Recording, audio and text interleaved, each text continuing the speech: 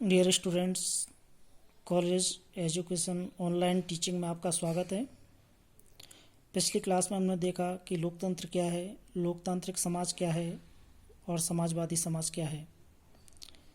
आज हमारा टॉपिक है, क्या भारत एक लोकतांत्रिक समाजवादी समाज है। तो देखिए, सैद्धांतिक रूप से लोकतांत्रिक व समाजवादी व्यवस्था दोनों ही एक दूसरे के विरोधी हैं। लोकतंत्र और समाजवाद साथ साथ नहीं चल सकते,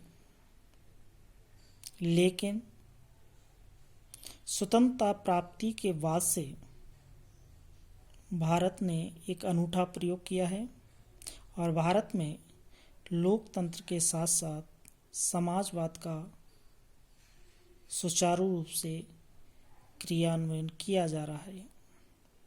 संविधान की प्रस्तावना में 42वें संविधान संशोधन 1976 द्वारा समाजवादी शब्द जोड़ दिया गया। अब देखिए, संविधान में लोकतंत्र की स्थापना के लिए कौन कौन से प्रावधान किए गए हैं। तो नंबर 1 देखिए, वयस्क मताधिकार। संविधान द्वारा सभी वयस्क नागरिकों को वोट देने का अधिकार दिया गया है। यानी जो 18 वर्ष या 18 वर्ष से अधिक आयु के हैं और जो मतदाता सूची में पंजीकृत हैं, उन्हें अपना उम्मीदवार चुनने का और मतदान करने का पूरा अधिकार है।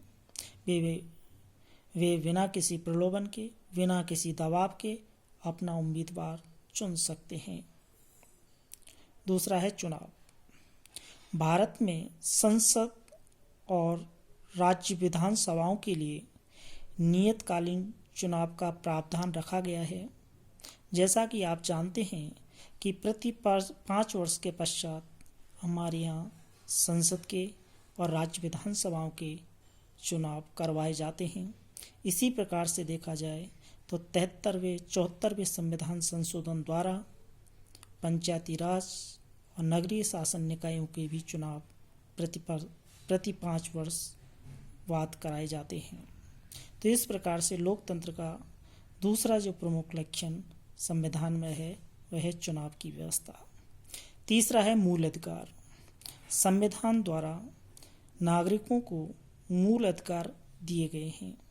संविधान के भाग 3 में अनुच्छेद 14 से लेकर 32 तक मूल अधिकारों का प्रावधान रखा गया है।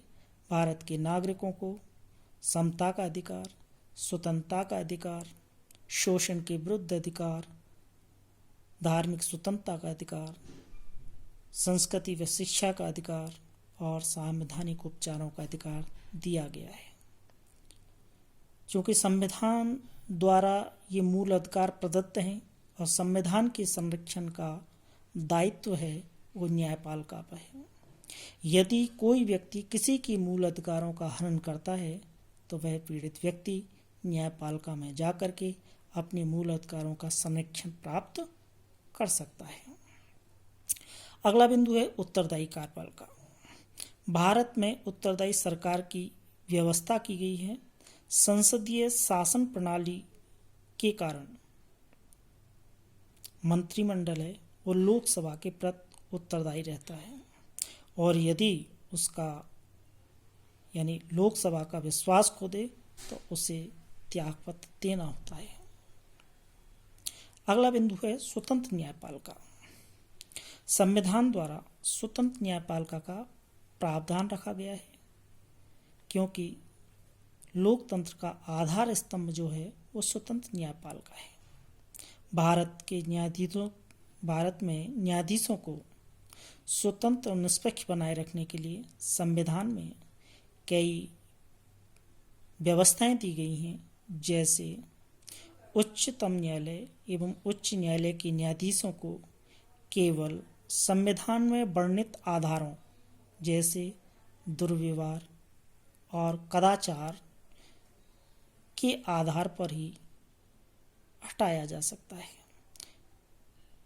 इसके अलावा वित्तीय आपातकाल की स्थिति को छोड़कर किसी भी स्थिति में न्यायाधीशों के वेतन और भत्तों में कटौती नहीं की जा सकती। इसके अलावा देखा जाए तो संसद को न्यायाधीशों की आलोचना करने का भी अधिकार नहीं है। अगला बिंदु है पंचायती राज। लोकतंत्रात्मक जो शासन है ये सदैव विकेंद्रीकरण पर बल देता है। इसलिए संविधान के अनुच्छेद 40 में यह व्यवस्था दी गई है कि राज्य ग्राम पंचायतों का गठन करने के लिए कदम उठाएगा, प्रयास करेगा। 73वें संविधान संशोधन 1992 के द्वारा पंचायती राज को संवैधानिक दर्जा दे दिया गया और पंचायती राज के संदर्भ में संविधान के अंतर्गत कई प्रावधान रखे गए, जैसे पंचायतों का गठन, पंचायतों की शक्तियां, पंचायतों के चुनाव, पंचायतों में आरक्षण। तो इस प्रकार से पंचायती राज को संविधान में स्थान दिया गया। संक्षिप्त में कहा जा सकता है कि भारतीय संविधान द्वारा संसदीय ढांचे के अंतर्गत लोकतंत्र की स्थापना हेतु कई प्रावधान स्थापित करता है। Thank you.